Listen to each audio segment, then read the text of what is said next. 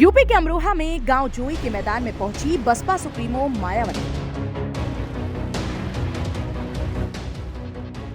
बसपाइयों ने किया फूल मालाओं से भव्य स्वागत। मायावती ने साधा सपा और कांग्रेस व भाजपा पर निशाना और स्लोगन सुनाकर की बसपा की सरकार बनाने की अपील।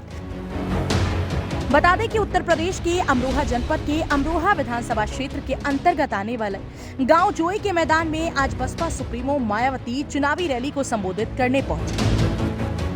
मौसम खराब होने के बावजूद उन्होंने बताया कि दिल्ली से हेलीकॉप्टर के माध्यम से वह जनता के बीच पहुंची हैं और जनता से उन्होंने 14 फरवरी को बड़ी संख्या में घर से निकलकर मतदान करने की अपील की।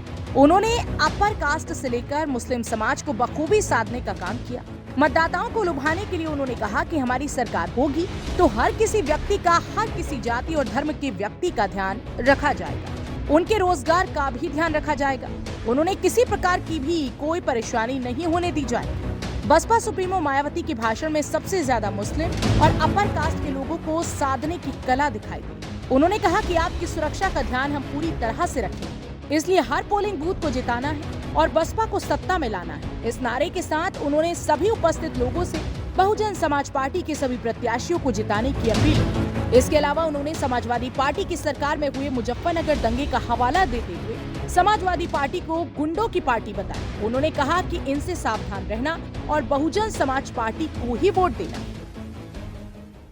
SC/ST की भूमि खरीदने को लेकर नया संशोधन लेकर आए, जिसमें बिना DM की अनुमति के कोई भी उनकी जमीन खरीद सकता था, जिससे इन कमजोर वर्गों की जमीन को हथियाया जा सके। इस प्रकार से सपा व श्री अखिलेश यादव का दलितों व अति पिछड़े वर्गों एवं इनके संतों, गुरुओं व महापुरुषों आदि के प्रति इनका ऐसा ये प्रेम है जिसका इन वर्गों के लोगों को इस चुनाव में समाजवादी पार्टी को सबक सिखाना बहुत जरूरी है। और इतना ही नहीं बल्कि मैं तो ये भी सोच रही थी कि सपा सरकार के हटने के बाद शायद बीजेपी की सरकार सपा के इन फैसलों को बदल देगी, लेकिन ऐसा नहीं किया गया, जिससे सपा की तरह बीजेपी सरकार की भी दलितों व अन्य पिछड़े वर्गों के प्रति जातिवादी मानसिकता साफ झलकती है।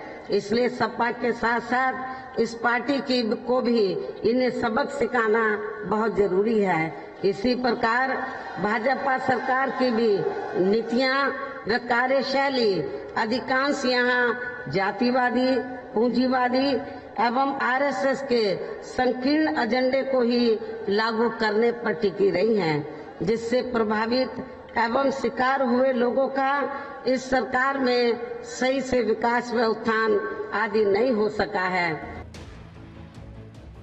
फजल अहमद के साथ सैयद जमशेद, एक्सप्रेस न्यूज अमरोहा।